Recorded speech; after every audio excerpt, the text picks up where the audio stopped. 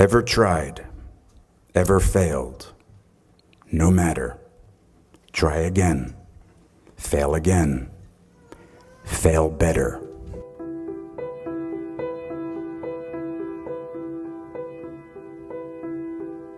I had so many dreams of where I wanted to go, who I wanted to be, and what I wanted to do. Theater companies I wanted to start with classmates, movies I wanted to be in, directors I wanted to work with, stories I needed to tell. It might take a little time, I thought, but it would happen.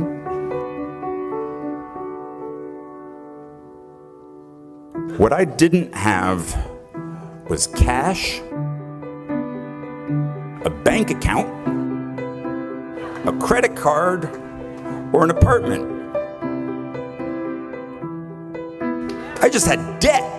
A big, hungry, growing larger every moment debt. I packed the life that I knew with socks and a toothbrush into my backpack, and I slept on couch after couch after couch after couch at friends' apartments in New York until I wore out their rent-paying roommates' welcome.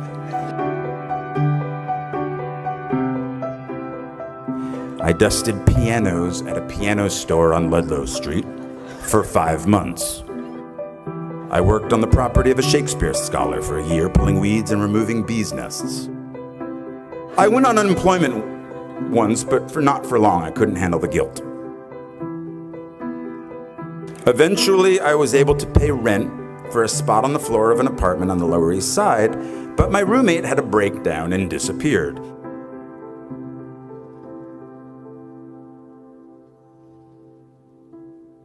And then, finally, after 2 years of job and couch surfing, I got a job in application processing as a data enterer at a place called Professional Examination Services. And I stayed for 6 years. 6 years. From the age of 23 to 29. Well, they loved me there. I was funny. I wore black, no cape, no tights. I smoked in the loading docks with the guys from the mailroom, and we shared how hungover we all were. I called in sick almost every Friday because I was out late the night before. I hated that job, and I clung to that job.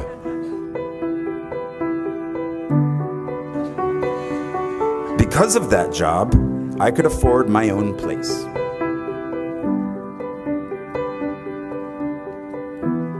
My dream of running a theater company with my friend and fellow Bennington graduate Ian Bell had died.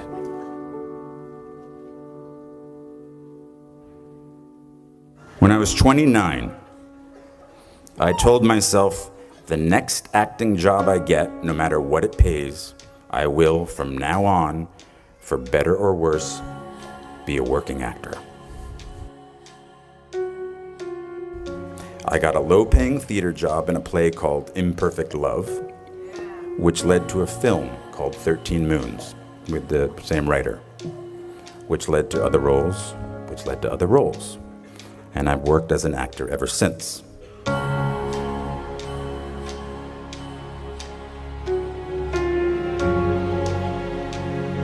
I didn't know that would happen. At 29, walking away from data processing, I was terrified. 10 years in a place without heat, 6 years at a job I felt stuck in. Maybe I was afraid of change. Are you?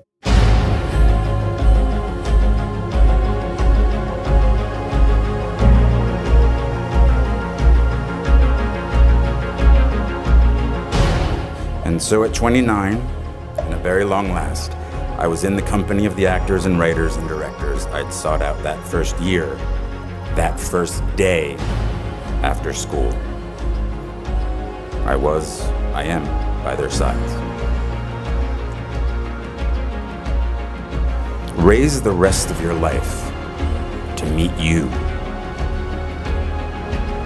Don't search for defining moments because they will never come.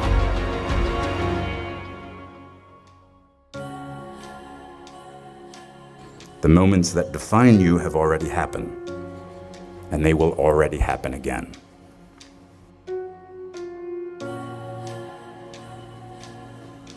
And it passes so quickly.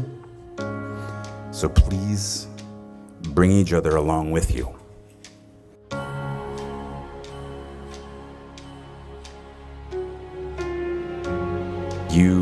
You just get a bit derailed. But soon something starts to happen. Trust me. A rhythm sets in. Just try not to wait until, like me, you're 29 before you find it. And if you are, that's fine too. Some of us never find it. But you will. I promise you. You are already here. You'll find your rhythm or continue the one you have already found.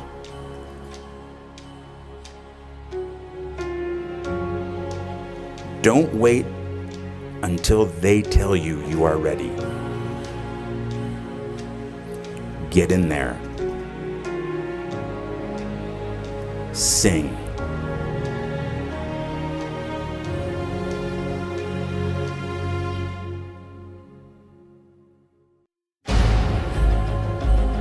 The world might say you are not allowed to yet.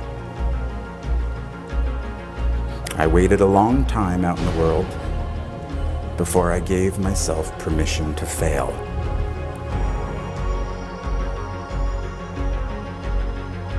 My parents didn't have much money, but they struggled to send me to the best schools. And one of the most important things they did for me is that once I graduated, I was on my own. Financially, it was my turn. This made me very hungry, literally. I couldn't be lazy.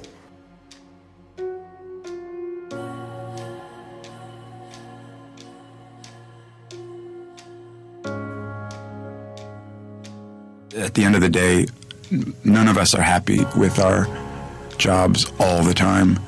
But I just sort of, I had some perseverance in terms of what I wanted to do and what I didn't want to do. And I think no is a very powerful word in our business that is very hard to use early on in your career.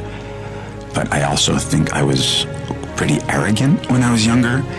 So I use that word maybe too much, but it also helped me with finding roles that I did like.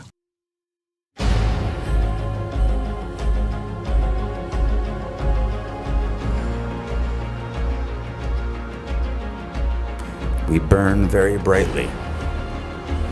Please don't ever stop.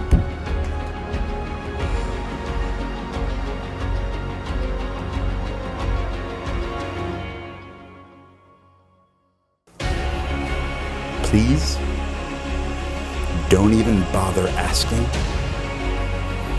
Don't bother telling the world you are ready. Show it. Do it.